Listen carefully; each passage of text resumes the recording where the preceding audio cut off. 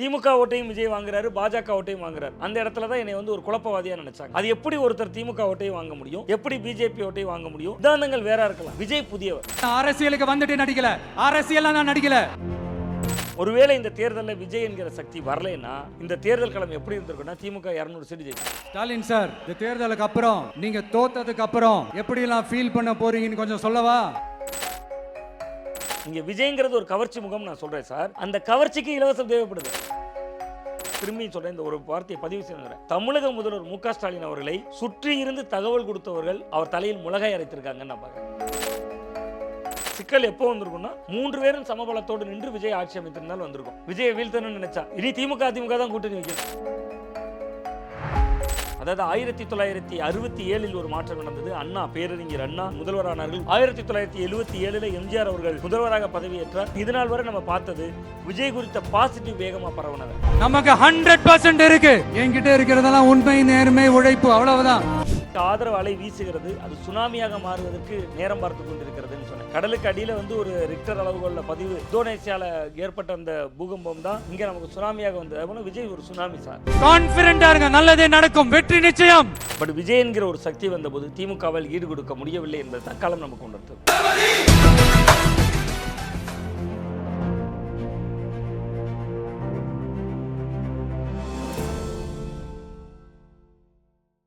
ஆச்சி மசாலா எந்த சமையலும் ருசி தேடும் ரகசியம் 20 ரூபாய். தமிழா பல்ஸ் பார்வையாளர்களுக்கு வணக்கம். மூத்த பத்திரிகையாளர் சுவாமிநாதன் நம்முடன் இருக்கிறார், அவருடன் பேசலாம். வணக்கம் சார். வணக்கம் சார். நீங்கள் முதல்லிருந்தே கிட்டத்தட்ட இந்த கணிப்புகளை சொல்லிக்கிட்டே இருந்தவர் தான் அதனாலே சங்கி தவக்காவோட ஊழியர் அப்படிலாம் பல இல்லை சமூக வலைதளங்களில் நீங்கள் எதிர்கொண்டவும் செஞ்சுருக்கீங்க. இன்னைக்கு இந்த ரிசல்ட் எப்படி பார்க்குறீங்க சார்? இது கிட்டத்தட்ட நான் எப்படி கணித்தேன் அப்படிங்கிற இடத்துலேருந்து என் மீதான அந்த விமர்சனங்களையும் நான் பேசலான் இருக்கேன். களத்தில் 3 வகையான மனிதர்களை சந்தித்தேன் சார். ஒன்று இளைஞர்கள் கூட்டம். இளைஞர்கள் அப்படிங்கிறது ஜென்சி தலைமுறை. இன்றைக்கி இருக்கிற அரசியல்வாதிகளுக்கு, ரொம்ப குறிப்பாக திமுக அதிமுக மாவட்ட செயலாளர்களுக்கும் அந்த தலைமுறைக்கும் தொடர்பே இல்லை சார். அந்த தலைமுறையில் தாவேக்காவோட தாக்கத்தை ரொம்ப எளிதாக எல்லாராலையும் கணிக்க முடியும். பட் அதை மீறி நீங்கள் போனீங்கன்னா திமுக தொடர்ந்து ஒரு விஷயம் பேசிக்கிட்டே இருந்தாங்க. நான் எப்படி கணித்தேங்கிற புள்ளியை முதல்ல சொல்லிடுறேன் சார். அது என்ன அப்படின்னு பார்த்தீங்கன்னா, திமுக 2019, 2021, 2024 சார், இந்த 3 தேர்தல்களை தொடர்ந்து ஒரு வெற்றியை பதிவு செஞ்சுருக்கு. நான் இப்போவும் சொல்கிறேன், திமுக தன்னுடைய ஆளுமையால் இந்த வெற்றியை பதிவு செய்யவே இல்லை. அதுதான் என்னுடைய முதல்ல இருந்து நான் இந்த தேர்தலில் அணுகின ஒவ்வொரு காலத்திலையும் நான் வைத்த விமர்சனம் தான். திமுகவோட இந்த வெற்றிக்கு காரணம் மு.க. ஸ்டாலின் அவர்களுடைய அணுகுமுறைன்னு பல பேர் பேசுகிறாங்க. அப்படின்னா அவர் ஏன் 8000 ஓட்டு பின்னாடி வருகிறார்? நம்ம பேசியிருக்கிற இந்த நேரத்தில் ஒருவேளை அவர் வெற்றி கூட பெற்றுலாம். முதல்வர் வெற்றி பெறணும், அதுதான் எல்லாருக்கும் நல்லதும் கூட. பட் அதை கடந்து நம்ம யோசிச்சோன்னா, நான் என்ன சொல்கிறேன்னா, திமுகவோட தொடர் வெற்றியினுடைய அடித்தளம்ங்கிறது ஒரு வீடு கட்டுறதுக்கு எப்படி அஸ்திவாரம் தேவையோ அது மாதிரி பாஜக எதிர்ப்பு தான் அதோட அஸ்திவாரம் சார். அந்த பாஜக எதிர்ப்பு தான் அஸ்திவாரங்கும்போது 2019 வெற்றி, 21 வெற்றி, 24 பாராளுமன்ற தேர்தலில் வெற்றி. இந்த தேர்தலில் பாஜக அரசியலும் இல்லை, பாஜக எதிர்ப்பு அரசியலும் இல்லை. ஏன்னா விஜய் போன்ற ஒரு புதிய சக்தி வந்திருக்காரு. 3 கோணங்கள் சொன்னேன். திமுகவுக்கு இந்த தேர்தல் பேராபத்துன்னு. முதல் கோணம், சிறுபான்மையினர் வாட்டுகள் உடையுது. அதுக்கு காரணம் பிஜேபி எதிர்ப்பு களத்தில் இந்த தேர்தலில் இல்லை. சரி, பிஜேபி ஆதரவு இருக்கா? அதுவும் இல்லை.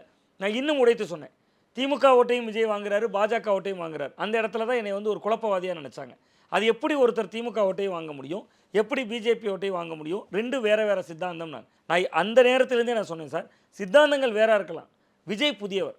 நீங்கள் இந்த தேர்தல் திமுக சொல்லலாம், திமுகவுக்கும் தமிழ்நாட்டுக்கும் டெல்லிக்குமான போர், தமிழ்நாடு வெர்சஸ் டெல்லி, அதுக்கு இதுக்குமான போட்டி அப்படிலாம் சொல்லலாம். மக்களை பொறுத்த வரைக்கும் விஜய் வெர்சஸ் அதர்ஸ், இதை தான் பார்க்குறாங்க. இதை தான் நான் களத்தில் உணர்ந்தேன்.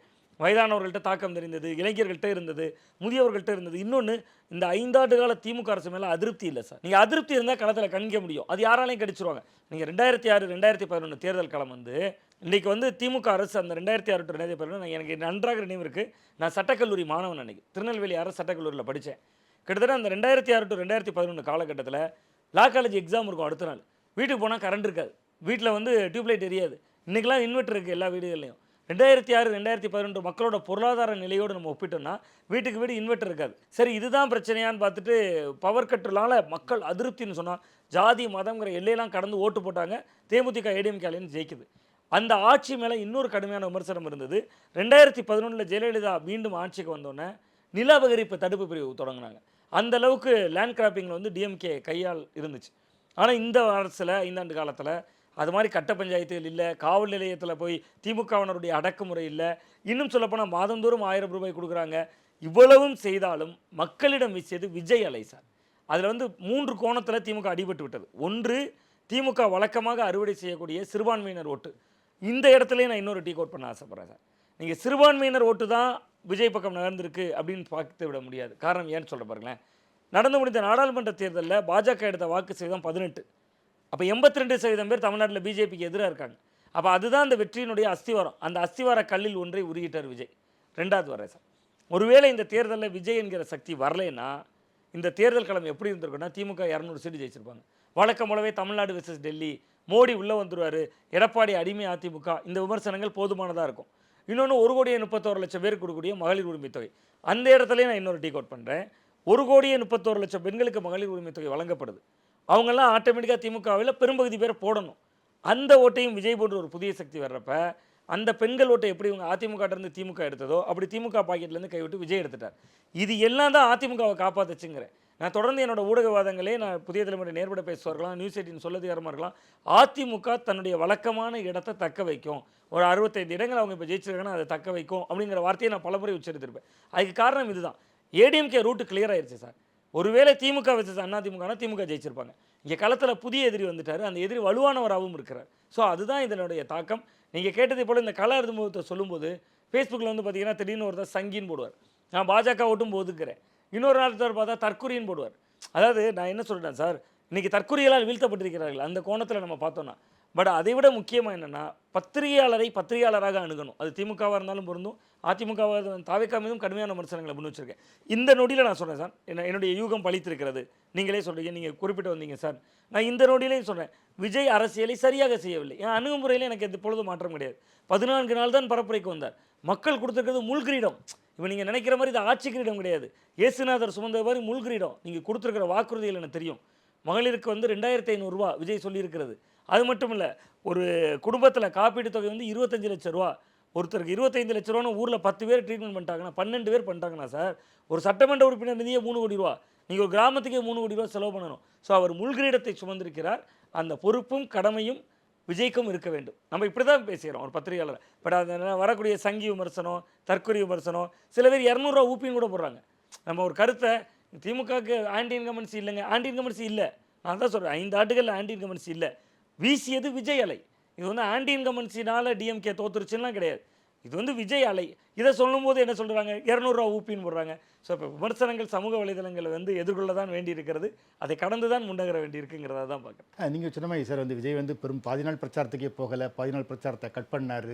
எதிர்த்து நின்னது 2 பெரிய கூட்டணிகள் வந்து அதெல்லாம் மீறி மக்கள் பெரிய வாக்கு கொடுத்துருக்காங்க. வந்து ஒருவேளை நீங்கள் ஒரு பெரிய ஒரு கூட்டணி விஜய் அமைச்சிருந்தாருன்னா ஒரு 150க்கு மேலே போயிருப்பார் நினைக்கிறீங்களா? இல்லை சார், நிச்சயமாக 200 இடங்கள் அது வென்றிருக்கும் சார்.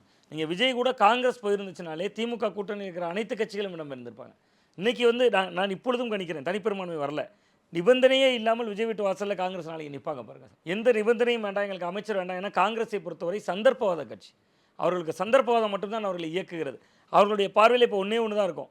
29 தேர்தல் விஜயோட சேர்ந்தால் இங்கே 40 மலையபடி கிடைக்கலாம். திமுகவை நம்பினா அந்த முதல்வர் வேட்பாளரே ரேஸில் கீழே இருக்கிறார் அப்படிங்கிற பார்வையாக இருக்குது. ஒருவேளை விஜய் பின்னால் அவர் அழகாக கேட்டாரே சார், ஒருத்தவங்க பாஸ் சீசன்னா ஒருத்தவங்க பாயாசமா, 2 பேரும் எனக்கு ஒன்று தான் அப்படிங்கிற விமர்சனம் தான் திருமாவளவன் அவர்களை கடுமைப்படுத்தியது. ஸோ இப்போ திருமாவளவன்லாம் இன்றைக்கி விசிகாவெல்லாம் கிட்டத்தட்ட ஆதவர்ஜுனா சொல்லுகிற பொழுதே அந்த பக்கம் போயிருந்தாருன்னா இன்றைக்கி 8 இடங்கள் தான் கொடுத்தாங்க. ஒரு இடமும் என்னவோ தான் முன்னிலை பார்த்தேன் நான் வருகிற பொழுது. நீங்கள் அதே விசிகாவெல்லாம் விஜய் பக்கம் நகர்ந்திருந்தால் 25 இடங்கள் 30 இடங்கள் போட்டியிடுவதற்கு வாய்ப்பு கிடைத்திருக்கலாம். ஆட்சியில் பங்கு கிடைத்திருக்கலாம். ஒரு பட்டியல் சமூகத்திலிருந்து ஒரு துணை முதல்வராக இருக்கலாம். எல்லா வாய்ப்புகளையும் அவங்க சின்னம் பானை, ஆனால் அந்த பானையில் நிரப்பிய தண்ணீரை திருமாவளவன் அவர்களே கம்பை வைத்து உடைத்ததை போன்று அந்த பானையை கொல்லிப்பானையாக மாற்றிட்டார். அது இன்றைக்கி தேர்தல் முடிவுகள் அவருக்கு உணர்த்தியிருக்கு. அதே மாதிரி நீங்கள் காங்கிரஸ் பற்றி சொன்னீங்க சார். இப்போ நீங்கள் உங்கள் ஊர் கன்னியாகுமரி வந்து அங்கே ஒரு பெரிய காங்கிரஸ் வாக்கு இருக்குது. ஆனால் அங்கேயும் பல இடங்களில் தவக்க முன்னிலையில் இருக்க வந்து எப்படி பார்க்குறீங்க? அவ்வளோ காங்கிரஸ் வாக்குகள் வந்து தவக்க வரலாங்கிறீங்களா, இல்லை கன்னியாகுமரி பகுதியை எப்படி புரிஞ்சுக்கலாம் சார்? கன்னியாகுமரி அரசியல் வந்து முதல்ல வந்து விஜய் அரசியலில் போற்றுவதற்கு சில விஷயங்கள் இருக்குன்னா அது கன்னியாகுமரி தான் சார். நீங்களும் அந்த எல்லையோர பகுதி ஒரு மூத்த பத்திரிகையாளர் அடிப்படையில் உங்களுக்கு தெரியும். 1982 மண்டைக்காடு கலவரத்துக்கு அப்புறம் குமரி மாவட்ட அரசியல் 2 புள்ளி தான். பாஜக ஆதரவு அரசியல், பாஜக எதிர்ப்பு அரசியல். நான் 2 அரசியலுமே தவறுங்கிறேன். பாஜக முன்னிறுத்துவது எப்படி இந்துத்துவ அரசியலோ, இந்துத்துவ அரசியலை வீழ்த்தணுங்கிறதுக்காகவே பாஜகவுக்கு எதிராக ஒரு அணி, அது சிறுபான்மையினர்கள் அனைவரும் ஒன்று சேர்ந்து பாஜகவுக்கு எதிரானவர்கள் ஒன்று சேர்ந்து இந்த இடத்துல சுப உதயகுமார் போட்டியிட்டார் 2014 பாராளுமன்ற தேர்தலில். அந்த மனுஷனுக்கு 10,000 ஓட்டு போடுறாங்க. காரணம் என்னன்னு கேட்டால் பொன் ராதாகிருஷ்ணன் ஜெயிச்சிருவார், கிறிஸ்டின் எல்லாம் அந்த பக்கம் போடுறாங்க. பொன் ராதாகிருஷ்ணன் ஜெயிக்கணும், அதனால் இந்துக்கள் எல்லாம் இந்த பக்கம் போடுறாங்க. அப்போ தேர்தல் களத்தில் நின்றுன அன்னைக்கு இருந்த சுபோதயகுமாரோட நிலைமை என்ன? நீங்கள் அதே மாதிரி ஒரு உதாரணத்துக்கு சொல்கிறேன். கடந்த நாடாளுமன்ற தேர்தல் அதிமுக ஒரு மீனவர் சமூகத்திலேருந்து ஒருத்தருக்கு வாய்ப்பு கொடுக்குது, பசலியான் நசரேத். ஆள் நல்ல மனிதர் கூட. இந்த படங்கள்லாம் ப்ரொடியூஸ் பண்ணுறாரு. இப்போ குட் நைட்டு, லவ்வரு, இந்த வெற்றி படங்கள்லாம் அவருடைய தயாரிப்பு தான். அப்போ அவர் வந்து வேட்பாளராக நிறுத்துறாங்க. 1.5 லட்சம் ஓட்டு மீனவர்கள் ஓட்டு இருக்குது. ஆனால் மீனவர்கள் என்ன நினைக்கிறாங்க, நம்ம பசலியான் நசரேத்துக்கு மீனவர்னு சொல்லி போட்டுட்டோம்னா பிஜேபி வந்துடும், அப்போ நீ அதிமுகவுக்கு போடாத, எல்லாரும் திமுக கூட்டணிக்கு. நான் என்ன சொல்கிறேன், பாஜக எவ்வளோ அபாயகரமானதோ அதற்கு இணையான அபாயகரமானது நிற்கிற வேட்பாளரை கன்சிடரே பண்ணாமல் நம்ம ஒரு ஒரு ஒரு மதவாதத்தின் அடிப்படையில் ஓட்டு பிளவு. இந்த தேர்தலில் அந்த அதிசயம் நடந்திருக்கு சார். கிள்ளியூர் சட்டமன்ற தொகுதி நாடு விடுதலை அடைந்த நாளிலிருந்து இது வரைக்கும் திமுகவோ அதிமுகவோ ஜெயிச்சதே இல்லாத தொகுதி. அங்கே காங்கிரஸுக்கும் தாவேக்காக்கும் தான் இப்போ போட்டி, இருமுனை போட்டியாக மாறிடுச்சு. அங்கே தமிழ் மாநில காங்கிரஸ் 3வது ரவுண்டில் இருக்காங்க. அப்போ நீங்கள் அந்த அதிசயம் நிகழ்ந்திருக்குங்கிற இந்த இந்த தேர்தலுக்கு பிறகு தான் குமரி மாவட்டத்தில் பாஜக அரசியலும் இல்லை, பாஜக எதிர் அரசியலும் இல்லை சார். இது வந்து விஜய் ஏற்படுத்தியிருக்க, அவர் தெரிந்தோ தெரியாமலோ, விஜய்க்கு அந்த புரிதல்லாம் இருந்து ஏற்படுத்தலை. விஜய் வந்து பாஜகவை ஒழித்திடணும், இந்த மாவட்டங்கள்லாம் இல்லாமல் ஆக்கிடணும் அப்படிலாம் வரல. ஒரு சக்தி வந்தால் எப்படி இருக்குங்கிறதுக்கு நான் அதை வச்சு தான் நான் கணித்தேன் சார். நான் எப்படி கணித்தேன் விஜய் பெரிய ஃபோர்ஸாக வருவார்னா, குமரி மாவட்டம் கண்ணு முன்னாடி பார்க்குறோம். ரிலீஜியன் போலரைசேஷன் இருக்கக்கூடிய டிஸ்ட்ரிக்ட், அந்த டிஸ்ட்ரிக்டில் ரிலீஜியன் போலரைசேஷனே இல்லை, சின்ன பின்னமாக உடையுது. மதம் ரீதியாக ஓட்டு போட்டவங்களாம் இந்துக்களும் போய் தாவேக்காக்குங்கிறான், கிறிஸ்தவர்களும் தாவேக்காங்கிறான். அப்போ ஏதோ ஒரு அதிசயம் நடக்குது. இந்த அதிசயம் குமரியில் நடக்குதுன்னா தமிழ்நாடு பூரா நடக்கும்னு நான் கடித்தேன். ஒன்று, குமரியில் நடந்தால் ஏன் தமிழ்நாடு பூரா நடக்கணும் அப்படிங்கிற கேள்வி இருக்கலாம் உங்களுக்கு. குமரி மாவட்டம் மட்டும்தான் உங்களுக்கு தெரியும், காங்கிரஸ் இருக்குது, பாஜக இருக்குது. பாஜகவுக்கு ஒரு எம்எல்ஏ இருக்காரா, எம்ஆர் காந்தி இருந்தார். இப்போ காங்கிரஸுக்கு 3 எம்எல்ஏக்கள் இருக்காங்க. பாஜக 2 முறை அங்கு மத்திய அமைச்சராக பொன் ராதாகிருஷ்ணனே தந்துச்சு. அதிமுக கன்னியாகுமரி தொகுதியில் வெற்றி பெற்றுட்டே வருது. திமுக பத்மநாபபுரத்தில் மனோ தங்கராஜ் 20 வருஷமாக தொகுதியை தக்க வைத்திருந்தார். சிபிஎம் வலுவாக இருக்கக்கூடிய மாவட்டம். இவ்வளவுதானான்னு பார்த்தீங்கன்னா நாம் தமிழர் கட்சி முதல்ல யூனியன் கவுன்சிலில் ஜெயிச்சதே கன்னியாகுமரியில் தான். ராஜாக்கமங்கலம் துறைன்னு ஒரு கிராமம், மீனவ கிராமம். இப்போ கூட அதுக்கு 4 பேரூராட்சி கவுன்சிலர்கள் கன்னியாகுமரியில் தான் இருக்காங்க. தமிழ்நாட்டின் பிற பகுதிகளில் இல்லை. திருநெல்வேலியில் 1-2 பேர் ஏதோ இருக்காங்க, கன்னியாகுமரியில் தான் அபரிவிதமாக இருக்காங்க. அவை இப்படியான எல்லா கட்சிகளையும் உள்வாங்கி கொள்ளக்கூடிய ஒரு மண்ணில் அந்த கட்சிகளையெல்லாம் விழுங்கிட்டு ஒரு கட்சி வருதுன்னா அதுதான் தமிழ்நாடுன்னு நான் கடித்தேன். ஏன்னா நாங்கள் 1956 உங்களுக்கு தெரியாதில்லை, ஒரு மொழி சார்ந்த உணர்வோட ஒரு போராட்ட களம் கண்டு குமரி மாவட்டம் தமிழகத்தோடு இணைந்த மண். இந்த மண்ணில் ஒரு கட்சி அங்கீகரிக்கப்பட்டுருச்சுன்னா அது தமிழக மக்களால் ஏற்றுக்கொள்ளப்படக்கூடிய கட்சியாக இருக்கும்னு நான் நம்பினேன். அதைத்தான் நான் முன்வைத்தேன். உண்மையிலேயே அது வந்து வெற்றியை தந்திருக்கிறது அப்படின்னு தான் நான் பார்க்குறேன். அது மாதிரி சீமான் பற்றி சொன்னீங்க சார். இப்போ உதாரணமாக வந்து அதிமுக வேண்டாம், திமுக வேண்டாம், 3வது ஒருத்தருக்கு வாய்ப்பு கொடுக்கணும்னு மக்கள் நினச்சிருந்தாங்க, இப்போ வாய்ப்பு கொடுத்துருக்காங்க. இந்த வாய்ப்பை ஏன் சீமானுக்கு மக்கள் கொடுக்கலன்னு நினைக்கிறீங்க சார்? சீமானிடம் இந்த கவர்ச்சி இல்லை சார், எல்லாருக்குமான ஒரு முகம் இல்லை சீமான் அவர்கள் இயக்குனர். தம்பி என்கிற படத்தை பார்த்தா ரொம்ப தம்பி படம் பிரமாதமாக இருக்குது, மாதவனை வைத்து ரொம்ப அழகாக இருக்காரு. இங்கே சைலன்ஸுங்கிறதே சத்தமாக தான் சொல்ல வேண்டியிருக்கு. இந்தியாவில் ஆயுதம் வாங்கின காசுக்கெல்லாம் அரிசி வாங்கியிருந்தா உலகம் போருங்கிற வார்த்தையை கேள்விப்பட்டிருக்காரு. இந்த டைலாக்லாம் கேட்க நல்லாயிருக்கும், கைதட்டலாம். இலவசமே சொல்லலையே அவர். நீங்கள் விஜய்ங்கிறது ஒரு கவர்ச்சி முகம் நான் சொல்கிறேன் சார். அந்த கவர்ச்சிக்கு இலவசம் தேவைப்படுது. நீங்கள் திமுக இன்றைக்கி மகளிருக்கு 1000 ரூபாய்ன்னு சொன்னால் அதிமுக 2000 ஆக்குறாங்க, திமுகவும் 2000 ஆக்குறாங்க. குலவிளக்கு திட்டம்னு அதிமுக சொல்லுது. விஜய் கூடவே வர்றாரு. அந்த கவர்ச்சி முகத்தோடையே அவர் வந்து கவர்ச்சி முகமூடியை போட்டுட்டு 2500 ரூபாங்கிறார். இது சரி, இதுதான் பிரச்சனையான்னு பார்த்தா காப்பீடு திட்டம் ஒரு குடும்பத்துக்கு 25 லட்சம் ரூபாங்கிறார். மாமன் சீர்தரேங்கிறார். அப்படி நீங்கள் திராவிட ஐடியாலஜிக்குள்ளேருந்து அவர் வர்றாரு. சீமான் திராவிட ஐடியாலஜி உடைச்சிட்டு வரணும்னு நினைக்கிறார். நீங்கள் இந்த மண்ணில் அரசியல் பண்ணணும்னா பெரியாரை பேசாமல், இந்த மண்ணில் அரசியல் பண்ணணும்னா அண்ணாவை கொண்டாடாமல், நீங்கள் பெரியாரை வந்து தரக்குறைவாக விமர்சித்து விட்டார் சீமான் அவர்கள். சங்கி என்றால் நண்பன்கிறார். நீங்கள் சிறுபான்மையினர் ஓட்டுகள்லாம் சீமானை விட்டு வெளியே போய் கண்ணால் பார்த்தேன். நான் ஒரு கடற்கரை கிராமத்துக்கு போயிருந்தேன் சார். இந்த ரிசல்ட்டை நான் முன்கூட்டியே கூட சொல்லியிருப்பேன். ஒரு கடற்கரை கிராமம் போனேன். இன்னொன்று இந்த தேர்தலில் மிக முக்கியமாக இன்னொரு புள்ளிக்கு முற்றுப்புள்ளி வைக்கப்பட்டிருக்கு. அதை பதிவு செய்தே ஆகணுங்கிறதுனால சொல்கிறேன். திமுக அதிமுக 2 கட்சி தாவேக்காவும் சில தொகுதிகளில் கொடுத்தாங்க. எனக்கு தொகுதி பேர் கூட தெரியும், திருநெல்வேலியில் கொடுத்தாங்க. எனக்கு எந்த தயக்கம், எந்த கட்சியின் மீது எந்த கமிட்மெண்ட் இல்லாதனால நான் சொல்கிறேன். அப்போ சில தொகுதிகளில் திமுக அதிமுக 1000 ரூபாயிலிருந்து 10,000 ரூபாய் 15,000 ரூபாய் கொடுத்தாங்க. மக்கள் 2 பக்கமும் காசு வாங்கிட்டு ஓட்டை விசிலுக்கு போட்டிருக்காங்கன்னா இனி ஒரு தேர்தலில் பணம் கொடுத்தா மக்கள் நமக்கு ஓட்டு போட்டுருவாங்கன்னு மக்களை மலினப்படுத்துறது இருக்குல்ல சார், அதற்கும் இந்த தேர்தலில் அதாவது இது எல்லாமே ஒரு கொள்கை அடிப்படையிலையோ ஒரு சித்தாந்த அடிப்படையிலையோ நிகழ்ந்த மாற்றம் இல்லை. தன்னை மீறி மக்கள் நிகழ்த்தியிருக்காங்க. அந்த பொறுப்பும் கடமையும் தான் நான் முள்கிரிடம்ங்கிறேன். அதான் நீங்கள் இது போட்ட பணம் பற்றி சொன்னீங்க சரி. இப்போ பார்த்தீங்கன்னா திமுகவும் எங்கே கான்ஃபிடண்ட்டாக இருந்தாங்கன்னா வந்து மகளிர் குடிமை தொகை கொடுத்துருக்கோம், இலவச பஸ் பாஸ் கொடுத்துருக்கோம், படிக்கிறதுக்கு பணம் கொடுத்துருக்கோம், அதெல்லாம் ஆனால் நம்மளுக்கு உறுதியாக ஜெயிச்சிடும்னு நினச்சாங்க வந்து. ஸோ இந்த அரசு உதவிகளையும் மக்கள் வந்து அந்த ஓட்டுக்கு பணம் கொடுத்த மாதிரி தான் நினைக்கிறாங்களா? அது இல்லை சார், அதில் தான் நான் ஒரு நுட்பமான இடம் வந்து ஒரு டீக் அவுட் பண்ணணும்னு நினைக்கிறேன் சார். 1,31,00,000 பயனாளிகள் சார். வாக்களித்த பெண்கள் மட்டுமே 2,4 கோடி இருக்காங்களே. அப்போ நீங்கள் அனைத்து பெண்களுக்கும் மகளிர் உரிமை தொகையை கொடுத்துருந்தா 1 கோடி பெண்கள் வாக்களித்திருக்கலாம். நீங்கள் கொடுத்தது 1,31,00,000 பெண்களுக்கு. வெளியில் 80 லட்சம் பெண்கள் இருக்காங்க. அதை அப்படியே ஒதுக்கி வைப்போம். இப்போதைக்கு 80 லட்சத்தை ஒதுக்குவோம். எங்களுடைய திட்டங்களில் ஏதாவது ஒரு திட்டத்தில் பயனடையாத நான் திரும்பி சொல்கிறேன், இந்த ஒரு வார்த்தையை பதிவு செய்கிறேன். தமிழக முதல்வர் மு க ஸ்டாலின் அவர்களை சுற்றி இருந்து தகவல் கொடுத்தவர்கள் அவர் தலையில் முளகாய் அரைத்திருக்காங்கன்னு நான் பார்க்குறேன். காரணம் என்னென்னா, எங்கள் திட்டத்தில் பயன்படாத குடும்பமே இல்லை தொடர்ந்து சொல்கிறார் முதல்வர் அவர். நான் அந்த கோணத்துக்குள்ளேயும் வரேன். 1,31,00,000 பெண்கள் பயனாளிகள் சார். புதுமை பெண் திட்டம் 1000 ரூபாய் கிடைக்கும். நீங்கள் அரசு பள்ளியிலோ அரசு உதவிபெறும் பள்ளியிலையோ படிச்சிங்கன்னா 1000 ரூபா கிடைக்கும். அந்த 1000 ரூபா வாங்கலாம். அரசு பள்ளி அரசு உதவிபெறும் பள்ளியில் படிக்கிறவங்க யாராக இருப்பாங்க? பெரிய மில்லினியர் உள்ளவங்க படிக்க வைக்க போகிறாங்க இல்லை. அப்போ யார் படிக்க வைக்கிறா? ஓரளவு பொருளாதாரத்தில் நடுத்தர வர்க்கத்தில் இருக்கிறவனே மெட்ரிகுலேஷன் சிபிஎஸ்சி போயிடறான். அப்போ அவனுக்கு 1000 ரூபா எந்த தாக்கத்தையும் ஏற்படுத்தாது. அதே மாதிரி தான் தமிழ் புதல்வன் திட்டம். மெட்ரிகுலேஷன் சிபிஎஸ்சியில் படிக்கிறவங்களுக்கு இல்லை, அரசு பள்ளி அரசு உதவிபெறும் பள்ளியில் படிக்கிறவங்களுக்கு இருக்குது. ஒரு வீடு கட்டி கொடுக்குறது கலைஞர் கனவு இல்லம்னு பேர்.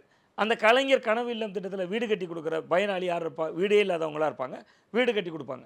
எந்த வடிவத்தில் நீங்கள் அந்த ஸ்கீம்களை பட்டியலிட்டாலும் சரி, காலை உணவு திட்டம், தாய்மானவர் திட்டம், அவங்க அப்பா பாருங்கள் பெரிய கார்ப்பரேட் கம்பெனியில் ஐடி ஆஃபீஸராக இருக்கார். பாவம் பிள்ளை காலையில் ஸ்கூலுக்கு போகிற அவசரத்தில் அதை போய் சத்துணவு சாப்பிட்டுட்டு இருக்கு. காலை உணவு தாய்மானவர் திட்டத்தில் சாப்பிட்டுட்டு இருக்கு சொல்ல மாட்டோம்.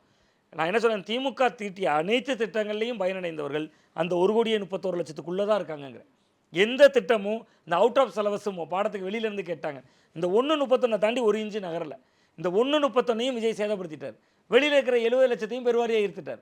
இதுதான் அவர்களுடைய தோல்விக்கான காரணம். நீங்கள் பணம் கொடுக்கறதுனால அது திட்டங்களாக கொடுக்குற பொழுது அது ஓட்டாக கன்வெர்ட் ஆகணும்னா பரவலாக எல்லாருக்கும் கிடைத்திருந்தா கன்வெர்ட் ஆகும். மேல் வீட்டு அமுதாக்கு கிடைக்குது, கீழ் வீட்டு சுதாக்கு கிடைக்கலன்னா சுதாவினுடைய கோபம் விசில் எழுதப்பட்டு விட்டது.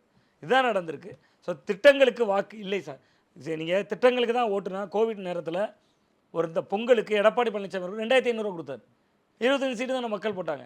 அந்த ஆட்சியில் என்ன குறைய சொல்ல முடியும்? மக்கள் மாற்றத்தை விரும்புவார். அந்த மாற்றம் விஜய் போன்ற ஒரு கவர்ச்சி வருகிற பொழுது அலை சுனாமியாக மாறி இருக்குன்னு நமக்கு. அது மாதிரி உள்ளூர் பிரச்சனைகள் எந்த அளவுக்கு தாக்க செலுத்தணும்? இப்போ நீங்கள் ஏற்கனவே சொன்னீங்க வந்து அப்பாவை பற்றி பேசும்போது சொன்னீங்க அங்கே கல்குவாரி பிரச்சனைகள் இருக்குது வந்து. இப்போ அப்பாவு பின்னடையில் இருக்கார் வந்து. இந்த மாதிரி ஒவ்வொரு தொகுதிகளிலும் உள்ளூர் பிரச்சனைகளும் இதில் ஒரு தாக்கம் செலுத்திட்டு பெரிய தாக்கம் அது ஏற்படுத்தியிருக்கு சார். அதனால தான் அமைச்சர்கள் பல தொகுதிகளில் பின்னடைவை சந்திக்கிறாங்க. ரொம்ப குறிப்பாக அந்த ராதாபுரம் அப்பாவு அவர்கள்லாம் நான் உள்ளே போயிருந்தேன் சார். கிரவுண்ட் ஒர்க்குக்கு போயிருக்கிற பொழுதே அங்கே பிஜேபியை விட்டுட்டாங்கங்கிற கோபம் இருந்துச்சு. அதிமுகவுக்கும் இருந்துச்சு, அங்கே இருக்கிற மக்களுக்கும் இருந்துச்சு. அப்பாவை தோக்கடிக்கணும்னு நாங்கள் காத்திருக்கிறோம். இங்கே பாருங்கள், இந்த கட்சி பிஜேபியை விட்டுட்டாங்க, ஏடிஎம்கே நின்றா நாங்கள் போட்டிருப்போம். அப்போ நான் ஒரு வீட்டு வாசலில் இருந்துட்டு கேட்டேன், ஏடிஎம்கே விட்டுருந்தா போட்டிருப்பேங்கிறீங்க, அப்படி யாருக்கு போடுவீங்கன்னு. அந்த அக்கா வீடு வந்து நான் பார்த்தவர் ஒரு தேநீர் கடை. அந்த தேநீர் கடையை ஒட்டி ஒரு அதிமுக கொடி மேலே பறக்குது. அவங்க அடுத்த வார்த்தை சொல்கிறாங்க, இது முன்னாள் எம்பி சவுந்தரராஜன் வீடு, ராஜ்யசபாவில் எம்பியாக இருந்தார், அவர் வீடு பக்கத்து வீடு, நாங்கள் அவர் நின்றா நல்ல மனுஷன் அவருக்கு போட்டிருப்போம், இங்கே பிஜேபி போய் நிற்கிது அப்படிங்கிற வருத்தத்தை பதிவு செஞ்சாங்க. மக்கள்கிட்ட பேசுகிறப்ப அந்த தொகுதியில் சொன்னது தாவேக்காக்கு போடுவோம் அப்படின்னாங்க. நான் அந்த உங்கள் கூட பதிவு செய்திருந்தேன். நீங்கள் இன்னொன்று பாருங்கள் சார், அந்த சம்பவத்தை ராதாபுரம் தொகுதிக்குட்பட்ட பகுதிகளில் தான் அந்த கூத்தங்குழி, இடிந்தகரை எல்லா பகுதிகளும் வருது. அங்கே ஓட்டில் தாவேக்கா பெயிண்ட் அடிச்சிட்டாங்க. அப்போ நீங்கள் மாற்றத்தை இன்னுமே திமுக உணரலைன்னா, நான் இது இன்றைக்கி நேற்று சொல்லலை, நான் இது தொடர்ச்சியாக ஒரு 6 மாதங்களாக ஊடகவாதங்களை சொல்கிறேன். மீனவர்கள் ஓட்டு ஷிஃப்ட் ஆகுதுங்கிறேன். நீங்கள் உடனே என்ன பண்ணுறாங்க, கான்ஸ்டன்டைன் ரவீந்திரனை எம்பி ஆக்குறாங்க. எம்பி ஒரு தனிநபரை எம்பி ஆக்கிட்டா அப்படியே திமுகவுக்கு மீனவர்கள் ஓட்டு திரும்பிடுங்கிறது என்ன வகையான கற்பனை? அனைத்து சர்ச்சிலையும் போகிறேன், ஒவ்வொரு சர்ச்சிலையும் வெளியில் ஒரு பதாகை பெருசாக வச்சுருக்காங்க. அந்த பதாகையில் கான்ஸ்டன்டைன் ரவீந்திரனை எம்பி ஆக்கினாக்க நன்றி, எது திமுக செட்டப் பண்ண ஃப்ளக்ஸு. அது இல்லை சார், அது களத்தில் வந்து மீனவர்களோடு நெருக்கமாக இருக்கணும். நீங்கள் இன்னும் சொல்லப்போனால் நாகர்கோவிலில் ஜோசப் ஸ்டாலின் ஒருத்தர் இருக்கார். அவர் தான் இன்றைக்கி மீனவர் நலவாரியத்தினுடைய தலைவராக இருந்தார். அவர் இன்றைக்கி ராஜினாமா பண்ணியிருக்காரு பதவியை. அவர்லாம் அவ்வளவு மீனவர்களுக்காக ஒர்க் பண்ணவர், கிரவுண்ட் ஒர்க் பண்ணவர். நீங்கள் ஏன் திமுக பின்னடைவு அடையுதுன்னு பார்த்தீங்கன்னா, ரோமன் கேத்தலிக் இருக்குல்ல சார், அதில் ஒருத்தர் கூட சீட்டு கொடுக்கல. நீங்கள் கிறிஸ்டின் முஸ்லீம் அந்த பட்டியலில் நான் சொல்கிறேன், ரோமன் கேத்தலிக்கில் ஒருத்தர் கூட சீட்டு கொடுக்கல திமுக. அவர் ஜோசப் ஸ்டாலின்னா வந்து ஊராக போய் மீனவர்களுக்கு என்னெல்லாம் குறைகள் இருக்கிறது, எதெல்லாம் அரசு செய்யணும்னு மீனவர் நலவாரிய தலைவர், அது திமுக அரசு தான் போட்டாங்க. கிட்டத்தட்ட 2 ஆண்டு பதவிக்காலமே இன்னும் 1 ஆண்டுகளுக்கு மேலே இருக்குது. அவர் இன்றைக்கி ராஜினாமா பண்ணியிருக்காரு. அவர்கிட்ட எடுத்து கேட்டேன், சார் என்ன சார் ராஜினாமா பண்ணிட்டீங்க அப்படின்னு. இல்லை, கட்சி பொறுப்பில் தான் நான் இருக்கேன், மாநில மீனவர் அணி செயலாளர். நான் இந்த அரசு பதவியை தான் ராஜினாமா பண்ணினேன் அப்படின்னு நம்மள்ட்ட ஒரு மலுப்பலான பதிலை சொன்னார். பட் அவங்கள போன்றவர்களுக்கு என்னென்னா அவர்களே பயன்படுத்தி கொள்ளப்படலை. இந்த மாதிரி களத்தில் வேலை செய்தவர்களையும் முறையாக பயன்படுத்தலை. நான் புதிய தலைமுறையில் சொன்னேன் சார், அல்லது ஏதோ ஒரு யூடியூப் சேனலில் சொன்னேன். இந்த தேர்தல் அறிக்கையின் கதாநாயகன்னு சிஎம் வந்து தன்னோட தேர்தல் அறிக்கையை சொன்னார். நான் அப்பொழுதே சொன்னேன் வேட்பாளர்கள் தான் வில்லன்கள்னு. இன்றைக்கி உண்மையிலே வேட்பாளர்கள் வில்லன் என்பதை மக்கள் காட்டியிருக்காங்க. அப்படி இல்லைன்னா இத்தனை அமைச்சர்கள் தோக்கப்பட மாட்டாங்க. ராதாபுரத்தில் அப்பாவு பின்னடைவை பற்றி கேட்டிங்க. ஊர் பூரா குவாரி சார். இருக்கன்துறைங்கிற ஊரில் மட்டும் 28 குவாரி. நீங்கள் மக்கள் போய் புகார் சொல்ல போனால் வீட்டில் கதை அடைச்சிட்டு நான் இல்லைன்னு சொல்கிறது. அப்போ நீங்கள் அப்பாவு வாத்தியார், நல்ல மனுஷன், காங்கிரஸில் இருந்தவர், திமுகவில் சபாநாயகராக இருக்கார், சபையவே வழி நடத்துகிறாரு, ஊரில் தொகுதி மக்கள்கிட்ட என்ன மரியாதை? அப்போ நீங்கள் அது கிரவுண்டே அறியாமல் சீட்டு கொடுக்குறது. நீங்கள் முந்தைய தேர்தல்களில் ஜான் ஆரோக்கியசாமி இன்றைக்கி தாவேக்காவோட தேர்தல் ஆலோசகர், மாற்றம் முன்னேற்றம் அன்புமணி பண்ணவர் தான். அன்புமணியை ஜெயிக்க வைக்க முடியலையே. 2016 வாஸ் அவுட் ஆகுது. அங்கே ஜாதி அரசியல் நீர்த்து போதே. அதே ஜான் ஆரோக்கியசாமி இங்கே வரும்போது விஜய் அரசியல் உயிர்ப்பிக்கப்படுது. அப்போ என்னென்னா விஜய் ஒரு மாசு. அந்த மாசுக்கு முன்னால் திமுகவோ அதிமுகவோ ஈடு கொடுக்க முடியலைங்கிறத இந்த தேர்தல் ரிசல்ட் காட்டு. இந்த நேரம் வரைக்கும் தவேக்காக்கு மெஜாரிட்டி கிடைக்கல ஸோ யார் ஆதரவு கொடுப்பாங்கன்னு நினைக்கிறீங்க சார்? அதாவது கிட்டத்தட்ட ஒரு 8 முதல் 9 இடங்கள் தான் உங்களுக்கு தேவைப்படும். அதை காங்கிரஸ் தானாகவே முன்வந்து கொடுப்பாங்கன்னு பார்க்குறேன். நான் முதலே சொன்ன மாதிரி காங்கிரஸ் ஒரு சந்தர்ப்பவாத இயக்கம் சார். நீங்கள் அவங்க சந்தர்ப்பவாதத்தில் நீங்கள் பார்க்கலாம். பாண்டிச்சேரியில் இன்றைக்கி ஆட்சி அதிகாரம் வந்து மீண்டும் பாஜக தக்க வைக்குது. காரணம் என்ன? காங்கிரஸோட அணுகுமுறை, ஃப்ரெண்ட்லி ஃபைட். நீங்கள் பல மாநிலங்களில் நீங்கள் பீகாரில் பாருங்கள், கடைசி வரை தேர்தல் உறவில் ரொம்ப நல்லா இருந்த மாதிரியே இருந்துச்சு தேஜஸ்வி யாதவோட. ஆனால் போட்டிகளை பாருங்கள், 8 இடங்களில் அவங்களும் வேட்பாளர் வச்சு இவங்களும் அறிவிச்சாங்க. துரதிருஷ்டவசமாக தமிழ்நாட்டில் அதிர்ஷ்டவசமாக அப்படியான வாய்ப்புகள் இல்லாட்டாலும் இந்த தேர்தலில் காங்கிரஸ் என்ன நினைப்பாங்கன்னா, விஜய் கூட போயிருந்துருக்கலாம், நம்ம தப்பு பண்ணிட்டோம், பட் 2029 நமக்கு ஒரு முகம் தேவை. அந்த முகம் ஸ்டாலினா விஜயான்னு யோசிப்பாங்க. அப்படி யோசிக்கிறப்ப தன்னோட சொந்த தொகுதியில் 8000 ஓட்டு பின்னடைவாக இருக்கிற முக ஸ்டாலின் அவர்களை விட காங்கிரஸோட அகில இந்திய தலைமைக்கு இப்போ ராகுல் காந்தி பேச்சை கேட்டிருக்கலாம்னு தோணிருக்கலாம். ஸோ அவங்களுக்கு விஜய் ஒரு வாய்ப்பாக தெரியலாம். விஜய் ஒரு வாய்ப்பாக தெரிந்தால் நிபந்தனையே இல்லாமல் ஆதரிப்பாங்கங்கிறேன். நான் அவர் சொன்னார், விஜய் சொன்னார், ஆட்சியில் பங்கு, அதிகாரத்தில் பங்கு, நம்மை நம்பியும் சில வருவாங்களே, அவர்களுக்கு ஏதாவது செய்ய வேண்டாமா? எதுவுமே செய்ய வேண்டாங்கிற காங்கிரஸ் நிபந்தனையின்றி வருவாங்க அப்படிங்கிறத என்னுடைய பார்வை இருக்குது. இதே மாதிரி பாட்டாளி மக்கள் கட்சி இன்றைக்கி அதிமுக அணியிலேருந்து அவர்கள் ஜெயித்திருந்தாலும் பரஸ்பரம் 2 பேருக்கும் லாபம் இருக்குது. அவங்களும் ராஜ்யசபா எம்பி ஆக்கப்பட்டு விட்டார். அவர்களுக்கும் அதிமுக அன்றைக்கி பார்த்திங்கன்னா தருமபுரியில் 5க்கு 5 ஜெயித்திருந்தது நான் பார்க்கும்போது. அப்போ இப்படி சில நன்மைகள், தேர்தல் நேர நன்மைகள் நடந்து விட்டது. அப்போ அந்த அடிப்படையில் பார்த்தா பாமகவும் விஜய் பக்கம் ஒரு நிபந்தனையற்ற ஆதரவு தான். நான் ரெண்டுமே சொல்கிறதுமே நிபந்தனையற்ற ஆதரவு தான். இவர்களுக்கு எண்ணிக்கை கொடுத்து தான் வரணுங்கிற தேவை இருக்காது அப்படின்னு நான் பார்க்குறேன். எண்ணிக்கை என்பது அமைச்சரவை பிரதிநிதித்துவம். ஒருவேளை விஜய் பெருந்தன்மையோடு கொடுத்தா காங்கிரஸுக்கு ஒரு அமைச்சரோ பாமகவுக்கு ஒரு அமைச்சரோ கொடுத்தால் கூட அதுவும் அரசியல் அதிசயமாக தான் இருக்கும் அப்படின்னு. ஏன்னா அவர் ஏற்கனவே ஆட்சியில் பங்குன்னு சொல்லியிருக்காரு. அதுக்கு வலியுறுத்தக்கூடிய இடத்துல இப்போ இந்த கட்சிகள் இருக்கான்னு கேள்வி வருதில்ல. இங்கே திமுக அதிமுக துடை தெரியப்பட்டது போல இருக்குது. இங்கே ஆம் ஆத்மி ஒரு தேர்தலில் ஃபஸ்ட்டு முறை வெற்றி பெறும் பொழுது தினமலரோட போஸ்ட் எனக்கு ஞாபகம் இருக்குது. அங்கே இருக்கிற பாஜக காங்கிரஸ் அந்த ஒரு வாரியலை வைத்து இப்படி துடை தெரிவது போல் ஒரு கார்ட்டூன் போட்டிருந்தாங்க. அந்த நிலை தமிழ்நாட்டில் இன்றைக்கி நடந்திருக்கு. அங்கே சின்னம் வாரியல் என்பதனால அதை அப்படி போடுறாங்க. நான் ஒரு உதாரணத்துக்கு சொல்கிறேன், 2 திராவிட கட்சிகளையும் ஒரு 120 என்கிற எண்ணிக்கைக்குள்ளே அடக்கியிருக்காரு. அப்போ அந்த அளவில் பார்க்குற பொழுது இவர்கள் நிபந்தனையெல்லாம் வைத்து வருவதற்கான தேவை இருக்காதுன்னு நினைக்கிறேன். இனி அந்த கட்சிகள் தங்களை தக்க வைத்துக்கொள்ள, தகவமைத்துக்கொள்ள விஜய் பின்னால் போக வேண்டிய கட்டாயம் ஏற்பட்டிருக்கு. நீங்கள் ஒரு நடிகர் மாசாக இருக்கார் விஜய், அவர் கூட நடித்தா போதும், நம்ம வெளியில் தெரிஞ்சிடுவோம்னு நினைக்கிற மாதிரி அந்த கட்சிகளுடைய இருப்பு இனிமேல் தான் தெரியும். அதனால் அவர்கள் நிபந்தனையின்றி ஆதரிக்கலாம்னு நினைக்கிறேன். பட் அவர்கள் நிபந்தனை விதிக்கலாம். அது ஜனநாயக அடிப்படையில் அவர்களுக்கு அந்த உரிமை இருக்கிறது. அதை விஜய் சம்மதிக்க கூட செய்யலாம். பட் என்னை கேட்டால் அதுக்கான சூழல் இல்லை, அவசியம் இல்லை என்று பார்க்க. அது மாதிரி இப்போ மெஜாரிட்டி இல்லாமல் 5 வருஷத்தை அவர் கம்ப்ளீட் பண்ணிடுவார் நினைக்கிறீங்களா? இல்லை, நிச்சயமாக பண்ணிடுவார் சார். அது பெரிய சவால்கள் இருக்காது. இப்போ நீங்கள் திமுக ஒரு 95, 100, அதிமுக ஒரு 100ன்னா இங்கும் அங்கும் ஆட்டம் ஆட முடியும். இது எங்கே போய் ஆட்டம் ஆடுறது? நீங்கள் ஒரு ஆட்டம் ஆடுறதுக்கான வாய்ப்பே இல்லையே. ஒன்றில் இந்த பக்கம் நிற்கணும் அல்லது அந்த பக்கம் நிற்கணும். இந்த பக்கம் நிற்கணும் என்று வந்துவிட்டவர்களுக்கு சில சமரசங்கள் செய்யப்படும். அரசியல் உங்களுக்கு தெரியாததில்லை.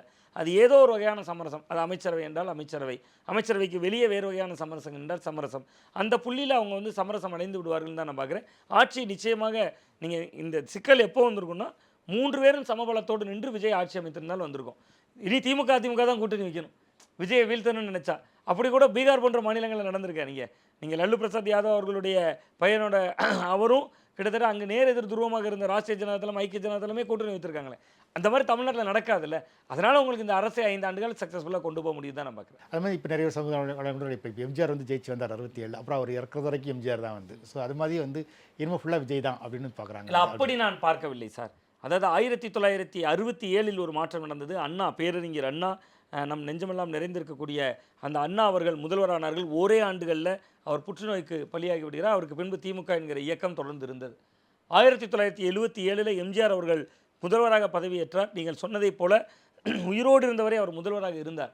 அன்னைக்கு இருந்த அரசியல் அணுகுமுறை அதற்கு ஒரு காரணமாக இருந்தது. அன்னைக்கு மக்கள்கிட்ட இலவசங்கள் தாக்கம் இல்லை, சமூக வலைதள பெருக்கம் தாக்கம் இல்லை. இதனால் வரை நம்ம பார்த்தது விஜய் குறித்த பாசிட்டிவ் வேகமாக பரவுனதை. அவர் ஆட்சி கட்டிலுக்கு வருகிற பொழுது எல்லா கட்சி ஐடிவிங்க இன்னும் தீவிரமாக வேலை செய்வாங்க.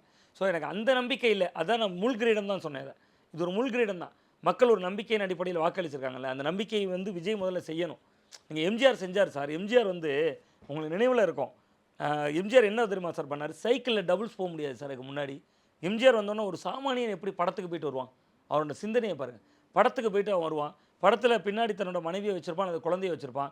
சைக்கிளில் பின்னாடி டபுள்ஸ் கேரியரில் வச்சு கூட்டிகிட்டு வந்தாலே ஃபைன் அடிக்கிறது எப்படி சரியாக இருக்கும்? சைக்கிளில் டபுள்ஸ் போகலான்னு கொண்டு வர்றாரு. ஒரு சாதாரண விஷயம். இங்கே தனி விமானத்தில் வர்ற விஜய்கிட்ட எம்ஜிஆர் எப்படி எதிர்பார்க்க முடியும்? கடைசி வரை தன்னுடைய பரப்புரைக்கு நான் ஏன் விஜயும் விமர்சிக்கிறேன்னா, நேற்று வரை நான் வந்து விஜய் ஆதரித்தேன்னா யார் எப்பொழுது ஆளுங்கட்சியாக இருந்தாலும் விமர்சிக்கிறதா ஒரு நல்ல இதழியலோட அழகு. அதனால் சொல்கிறேன். அப்போ நேற்று வரை அவர் வந்து தனி விமானத்தில் தான் வந்தார். இனிமேல் தான் அவர் மக்களை சந்திக்கணும். ஏன்னா அவரே சொன்னார், முதல்வராக்குங்கள் கிராமம் கிராமமாக வருகிறேன்னார். அப்போ இனிமேல் கிராமம் கிராமமாக போகணும், மக்களை சந்திக்கணும், நிறைய மக்களோடு உரையாடணும், மக்கள் பிரச்சனைகளை தெரியணும். அதெல்லாம் எம்ஜிஆருக்கு தெரிந்திருந்தது. பசித்தவனுடைய வயிறு அவருக்கு தெரிஞ்சிருந்தது. அதனால தான் கொடுத்து கொடுத்து சிவந்த கரம்ங்கிறோம். இவர் பாருங்கள், ஐடி ஃபைல் பண்ணுறதுல பிரச்சனைகள் வருது, பல விஷயங்கள் இருக்குது. அவருமே நிறைய விஷயங்கள் மக்கள் ஆதரவை வாரி தந்திருக்கிறார்கள். அந்த ஆதரவுக்கு இணங்க அவரும் பல மாற்றங்களை செய்யணும். செய்யலைன்னா அந்த நம்பிக்கை இழந்துருவாங்க மக்கள். நீங்கள் அன்னைக்கு இருந்த காலம் வேறு, இன்றைக்கி இருக்கிற காலம் வேறு சார். எம்ஜிஆர் காலம் என்பது முற்றிலும் இதோடு பொருத்தியே பார்க்க முடியாத ஒரு காலம்.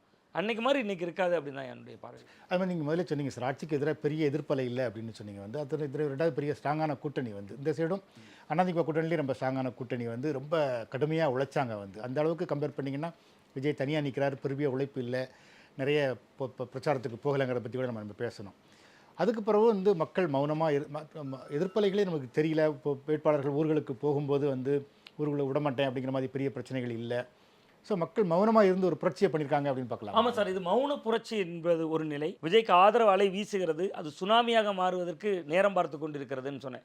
கடலுக்கு அடியில் வந்து ஒரு ரிக்டர் அளவுகளில் பதிவு இந்தோனேசியாவில் ஏற்பட்ட அந்த பூகம்பம் தான் இங்கே நமக்கு சுனாமியாக வந்தது. அதுபோல் விஜய் ஒரு சுனாமி சார். அது அவரை ரொம்ப குறைத்து மதிப்பிட்டு விட்டார்கள் என்று பார்க்குறேன். ஒன்று. இன்னொன்று, நீங்கள் திமுக 23 கட்சி வலுவான கூட்டணி எல்லாரும் பேசுனாங்க. நான் அந்த இடத்துலேயே முதல்ல முரண்படுறேன். விசிக என்ன கொள்கை? பாஜக எதிர்ப்பு, சனாதன எதிர்ப்பு. காங்கிரஸ் சனாதன எதிர்ப்பு, பாஜக எதிர்ப்பு. மதிமுக அண்மை காலமாக தொடர்ந்து திமுக ஆதரவு நிலைப்பாடு, இதோட பாசிச எதிர்ப்பு. உங்களுக்கு அந்த கூட்டணி பேர் என்ன? மதசார்பற்ற முற்போக்கு கூட்டணி. மதசார்பற்ற எப்போ தேவைப்படுது? நீங்கள் அதிமுகவையும் பாஜகவையும் விமர்சித்து முன்னே நிற்கும் போது தேவைப்படுது. இங்கே புதிய எதிரி வந்தாச்சே, இன்னும் நீங்கள் பழைய எதிரியவே மனதில் வைத்துக்கொண்டு நீங்கள் ஒன்றுமே இல்லை. திருப்பரங்குன்றம் விஜய் ஏதாவது பேசினாரா? திருப்பரங்குன்றத்துக்கு ஒன்றுமே பேசலை. இப்போ தொகுதி மறுவரையறை, சிஎம் வந்து கருப்பு சட்டையெல்லாம் போட்டு நகல்லாம் எரிக்கிறார். சட்ட நகல் எரிப்பு சாதாரண விஷயம் இல்லை சார். ஒரு முதல்வர் எரிக்கிறார். இவ்வளோத்துக்கு அது இந்த கவர்மெண்ட்டாக இருக்கும்போதே எரிக்கிறார். அப்போ அந்த இடம்லாம் விஜய் மௌனமாக இருக்கார், ஆனால் மக்கள் ஆதரிக்கிறாங்க. இது ஒரு மௌன புரட்சி. நீங்கள் கேட்டதை போல் மௌன புரட்சி ப்ளஸ் விஜய் சுனாமி. இது அலைன்னு கிடையாது, பேரலை, சுனாமி அப்படின்னு தான் நான் பார்க்குறேன் சார். ரொம்ப ஒரு பெரிய அதிர்ச்சிகரமான ஒரு இதுங்கிறது ஸ்டாலினோட தோல்வி தான். வந்து ஏன்னா குளத்தூர் தொகுதியில் அவ்வளோ நல்லா பண்ணியிருக்காரு அப்படின்னு இருந்தது. வந்து திமுக ரொம்ப ஜெயிக்கும் அப்படிங்கிறத விட ஸ்டாலின் உதயநிதிலாம் ஜெயிச்சிருவாங்கன்னு தான் பொதுவாக வந்தது. வந்து இப்போ ஸ்டாலின் தோத்துட்டார். எப்படி பார்க்குறீங்க? இல்லை சார், இது ஒரு உண்மையிலேயே ஒரு பேரதிர்ச்சிகரமான ஒரு தேர்தல் தான் அப்படின்னு பார்க்குறேன். விஎஸ் பாபு வந்து கிட்டத்தட்ட திமுக அதிமுக எல்லாவற்றிலும் இருந்து விஜய் பக்கம் வந்தவர். ஸோ அவருக்கு அந்த கட்சி கட்டமைப்பு என்பதை தாண்டி அவருக்கு ஒரு அறிமுகம் இருந்தது மட்டும்தான். மற்றபடி இது விஜய் அலையில் முதல்வரும் வீழ்த்தப்பட்டிருக்கிறார் அப்படி தான் பார்க்குறேன். கிட்டத்தட்ட பல திட்டங்களை கொடுத்துருக்காங்க. நம்ம மு க ஸ்டாலின் அவர்களுடைய தோல்வி என்பது உள்ளபடியே வருத்தம் அளிக்கக்கூடிய ஒரு தோல்வி தான். ஏன்னா புதுமை பெண் திட்டம், தமிழ் புதல்வன் திட்டம், நான் முதல்வன் திட்டம், ஏராளமான திட்டங்கள். நீங்கள் முந்தைய திமுக ஆட்சியோடு இந்த ஆட்சியை ஒப்பிடுகிற பொழுது இரவும் பகலும் அவர் திட்டங்களை தந்து கொண்டே இருந்தார். நீங்கள் எப்போவுமே ஏதாவது ஒரு அறிவிப்பு வந்துக்கிட்டே இருக்கும். பட் அவர் கோட்டை விட்ட இடம் என்பது அவர் சுற்றி இருக்கிற ஐஏஎஸ் ஆஃபீஸர்ஸை ரொம்ப நம்பினார். இன்னொன்று, அவருக்கு அந்த அரசவை புலவர்கள் மாதிரி துதிபாடக்கூடிய ஒரு கூட்டத்தை ரொம்ப நம்பினார். அதனுடைய விளைவே அவர் இன்று அறுவடை செய்கிறார் அப்படின்னு தான் பார்க்குறேன். கட்சியில் இன்னொன்று சார், இங்கே சிஎம் ஏன் தோல்வியடைந்தாருங்கிறத ஒரு வருத்தமான நிகழ்வு தான், நமக்கு அதில் மாற்று கருத்து இல்லை. திமுக தொண்டன் கடந்த 5 ஆண்டுகளில் மகிழ்ச்சியாக இருந்தானான்னு ஒரு கேள்வியை பொருத்தி பாருங்களேன். கீழே போய் கடைமட்டத்தில் ஒரு சாமானிய தொண்டன்ட்ட கடந்த 5 ஆண்டு திமுக ஆட்சியில் நீ மகிழ்ச்சியாக இருந்தியா? எப்படி இருந்த? அவனுக்கு எத்தனை டாஸ்மாக் பார் கொடுக்கப்பட்டுச்சு? எத்தனை பஸ் ஸ்டாண்டில் அவனுக்கு டீ கடை முதல்ல கொடுக்கப்பட்டுச்சு? அவனோட வாழ்வாதாரத்துக்கு என்ன உத்தரவாதம் செய்யப்பட்டுச்சு? தீபாவளி நேரத்தில், பொங்கல் நேரத்தில் 50,000 ரூபா கவரில் வைத்து ஒரு கிளை செயலாளருக்கு, பேரூர் செயலாளருக்கு, ஒன்றிய செயலாளர் கொடுக்குறது, கார்ப்பரேட் கம்பெனிகள் கொடுக்குற தீபாவளி போனஸ் மாதிரி. அது அந்த கட்சி என்கிறது ஒரு பிடிமானம், அதான் உடன்பிறப்பு. இன்னொன்று ரத்தத்தின் ரத்தம். இங்கே உடன்பிறப்பும் இல்லை, ரத்தத்தின் ரத்தமும் இல்லை. இன்றைக்கி ஒரு ரசிக மனநிலையில் ஒரு விசிலடிச்சான் கூட்டம் அப்படின்னு சொல்லுவாங்க. விசிலையே சின்னமாக பெற்று அவர்களால் இவர்கள் விரட்டப்பட்டிருக்கிறார்கள். அதில் முதல்வருடைய தோல்வி என்பது உள்ளபடியே கொஞ்சம் அதிர்ச்சியும் அளிக்கக்கூடியதாக இருக்குது. ஏன்னா இது வந்து முதல்வருடைய தோல்வி இல்லை, அவர் நம்பி இருந்தார்ல ஒரு ஐஏஎஸ் வட்டங்கள் அல்லது அவரை சார்ந்திருந்த ஒரு கட்சி வட்டம், அந்த வட்டத்தோட தோல்வி சார். நீங்கள் சிஎம் வந்து பல வேலைகளில் இருப்பார், அங்கே தொகுதிக்குள்ளே திட்டங்கள் தருவார், அதை கடைக்கோடி வரை கொண்டு போய் சேர்க்க வேண்டியது யார்? அங்கே இருக்கக்கூடிய கழக நிர்வாகிகள். அப்போ அவங்களே வேலை செய்யலைங்கிறதானே இது தெளிவாகுது. திமுகவுக்கு இந்த தேர்தல் ஒரு பெரிய பாடத்தை தந்திருக்கிறது. அது முதல்வரின் தோல்வியிலிருந்து தொடங்குகிறது. நீங்கள் 10 ஆண்டுகள் எதிர்க்கட்சியாக இருந்தபோது சிறப்பாக செயல்பட்டீங்க, ஆளுங்கட்சியாகவும் சிறப்பாக தான் செயல்பட்டீங்க. ஆனால் அதிமுக மீது தொடர்ந்து ஒரு விமர்சனம் வைக்கப்பட்டது. எடப்பாடிக்கு அடிமை, டெல்லி அடிமை, இது ஒன்றுமே இல்லாமல் ஆயிரும், அதிமுக அழிய போகுது, வேறு வடிவத்தில் வர்றாங்க. பட் விஜய் என்கிற ஒரு சக்தி வந்தபோது திமுகவால் ஈடு கொடுக்க முடியவில்லை என்பது தான் காலம் நமக்கு உணர்த்தது. அது மாதிரி ஊடகங்கள் சம்பந்தம் ஒரு கேள்வி சார். வந்து இப்போ பொதுவாக பார்த்தீங்கன்னா நிறைய பத்திரிகையாளர்கள் வந்து தவக்க வந்து ஒரு தொகுதி கூட ஜெயிக்காதுன்னு சொன்னாங்க. சில பத்திரிகையாளர்கள் 10 தொகுதி ஜெயிச்சிட்டாங்கன்னா நான் அரசியல் பேசுகிறதே விட்டுறேன் அப்படின்லாம் சொன்னாங்க. வந்து கருத்து கணிப்புகள்லையும் பார்த்தீங்கன்னா ஒரே ஒரு ஆக்சிஸ் இந்தியா கருத்து கணிப்பு மட்டும் தான் தவக்க வரலாம் அப்படின்னு சொல்லியிருந்தாங்க. ஊடகங்கள் இந்த அளவுக்கு மக்களை கவனிக்க தவறிக்கிறது எப்படி பார்க்குறீங்க? இல்லை சார், ஊடகங்களை பொறுத்த வரைக்கும் சார் ஒரு 2 இடத்துல கோட்டை விட்டுட்டாங்கன்னு பார்க்குறேன். ஒன்று வந்து யார்கிட்ட கேட்டாலும் தாவேக்கான்னு சொல்கிறாங்க அப்படிங்கிற புள்ளி, அந்த புள்ளியை நான் பேசினேன். இன்னொருவர் அதற்கு என்ன புள்ளியை எடுத்துகிட்டு வந்தாங்கன்னா, இல்லை தாவேக்காக்கு ஓட்டு போட்டவங்க தான் வெளியில் வந்து சொல்கிறாங்க, மற்றவங்க சொல்ல மாட்டாங்கங்கிற ஒரு புள்ளியை அணுக தொடங்கினாங்க. பட் அப்போ இவங்க ஒன்றுமே இல்லை சார். இன்றைக்கி நான் இங்கே கன்னியாகுமரியில் இருக்கேன், எனக்கு தெரிந்த 10 நண்பர்களுக்கு ஃபோன் போடுவோம்னா அதில் 2 பேர் திமுக காரங்களாக இருப்பாங்க, 2 பேர் அதிமுக காரங்களாக இருப்பாங்க. தாவேக்காவினர் யாருன்னு நமக்கு தெரியாது. நம்ம மக்களை சந்தித்திருந்தால் கள நிலவரம் தெரியும். நம்ம மீண்டும் மீண்டும் யார்கிட்ட பேசிகிட்டு இருந்தோம்னா எனக்கு தெரிந்தவர்கள்ட்ட பேசிகிட்டு இருந்தோம். இப்போ நானுமே எனக்கு தெரிந்தவர்கள் ஒரு 10 பேர்ட்ட எலெக்ஷன் ரிசல்ட் எப்படி இருக்குன்னு ஃபோன் எடுத்து அடிச்சேன்னா அவன் திமுக வாக்களித்தவர்களாக இருப்பாங்க, தொடர்ந்து செய்தி சொல்லக்கூடியவராக இருப்பாங்க, ஒரு கிளைச்சலாக இருப்பார், பேரூர் செயலாக இருப்பார். அவர்கிட்ட நான் டேட்டா கேட்கலாம். எனக்கு ஒன்றுமே இல்லை, ஒரு ஒரு ஒரு முன்னாள் அமைச்சர்கிட்ட உதவியாளராக இருந்தவர், நான் இன்னுமே உடைத்தே சொல்கிறேன், சிட்டிங் அமைச்சர், திமுகவினுடைய ஒரு அமைச்சர், அவருக்கு உதவியாளராக இருந்தவர் தேர்தலுக்கு 2 நாளைக்கு முன்னாடி please support Vijay, vote for விசில்னு ஸ்டேட்டஸ் வைக்கிறார். அப்போ அந்த தாக்கத்தை ஒரு சாமானியனான நான் பார்க்குறேன். அவர் சிட்டிங் அமைச்சருங்க, அமைச்சருக்கு பிஏ வைக்கிறார். நான் பார்த்துட்டு இன்னொரு நண்பர்கிட்ட கேட்குறேன், இன்னொரு சக பத்திரிகையாளர் கேட்குறேன், என்ன மினிஸ்டர் பிஏ வச்சிருக்க ஸ்டேட்டஸில் வந்து ஓட் ஃபார் விசில்னு வச்சிருக்காரு அப்படின்னா, தமிழ்நாட்டு மக்களில் ஒருத்தர் அவர் மனநிலையை வச்சிருக்காரு, அவர் மினிஸ்டர் பிஏ அவ்வளோதானே. இதையெல்லாம் கண்ட்ரோல் செய்ய வேண்டிய, கண்காணிக்க வேண்டிய இடத்துல பத்திரிகையாளர்கள் இருந்திருக்கணுங்கிறேன். நான் நமக்கு தெரிந்தவர்கள் பெரிய விஐபிகள்கிட்ட பேசுகிறோம், அந்த விஐபி ஒரு நிலைப்பாடை சொல்கிறாரு, ஒரு ஊரில் அவர் பேரூராட்சி செயலாளர் அடிக்கிறேன் சார், அவர் ஒரு அதிமுக பேரூராட்சி செயலாளர்னா ஒரு பூரா ரெட்டையில தான்ருவார். அவர் திமுக வட்ட செயலாளர் கிடைச்சா எங்கள் வட்டம் பூரா ரெட்டையில உதயசூரியன் தான் அப்படின்றவார். நான் மக்களை போய் சந்திக்கணும் சார், மக்களை சென்று சேர்னு அண்ணா சொன்ன மாதிரி நான் வந்து என்னோடய சொந்த ஒரு 2 வீலர் எடுத்துகிட்டு, கார் எடுத்தால் கூட செலவாகும், இண்டிபெண்டன்ட் ஜேர்னலிசத்தில் இருக்கணும், 2 வீலர் எடுத்துகிட்டு ஒரு தொகுதிக்குள்ளே போனேன்னா அங்கே என்னெல்லாம் சமூகங்கள் இருக்குது. மீனவர் இருக்காங்க, இந்து நாடார் இருக்காங்க. நான் ஒரு உதாரணத்துக்கு கன்னியாகுமரி சொல்கிறேன். மீனவர்கள் இருக்காங்க, இந்து நாடார் இருக்காங்க, கிறிஸ்தவ நாடார் இருக்காங்க, வெள்ளாளர் சமுதாயம் இருக்குது, பட்டியல் சமுதாயம் இருக்குது. இந்து நாடார் சமுதாயத்தில் 4 பேர், ஒரு வெள்ளாளர் ஃபார்வர்டு காஸ்ட் ஓட்டு எங்கே போகுது அதில் தான் நான் கணிச்சேன். இடபிள்யூஎஸ்க்கே இந்த தடவை ஓட்டு இல்லை. கடந்த தேர்தலில் இடபிள்யூஎஸ்க்காக பிஜேபி ஆதரித்தவர்கள் இந்த முறை விசிலுக்கு போட்டிருக்காங்க. சரி, அப்படியே அந்த சைடு போனால் கடற்கரைகளில் திமுக வாஸ் அவுட் ஆகுது.